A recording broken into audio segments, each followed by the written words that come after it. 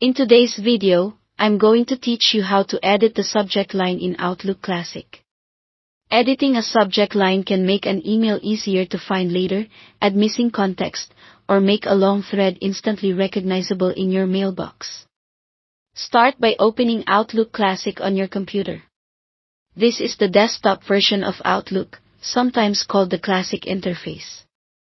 If you usually work in the web version or a modern layout, the menus may look different, so be sure you're in the Classic desktop app. Next, go to your inbox and find the message you want to update. Double-click that email so it opens in its own window. This is important. The reading pane that shows up on the right or bottom is great for quick viewing, but it doesn't let you edit the subject. Opening the message in a separate window unlocks that capability. At the top of the message window, click directly inside the subject line. You should see a blinking cursor appear. To replace the entire subject quickly, press Ctrl+A on your keyboard to select all of the current text. If you only want to change part of it, you can simply drag your mouse to highlight the portion you want to edit. Be sure your cursor is in the subject field and not in the message body so your typing goes to the right place. Now type your new subject. Keep it clear and specific.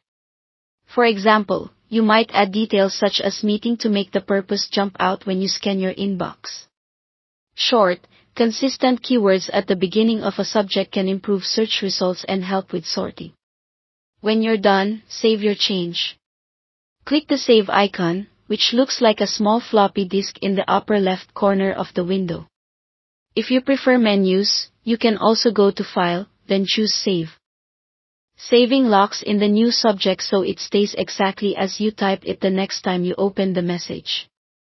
A quick note for context, changing the subject only affects the copy of the email in your mailbox. It doesn't send anything to the original sender, and it won't alter the message in anyone else's inbox. That's it.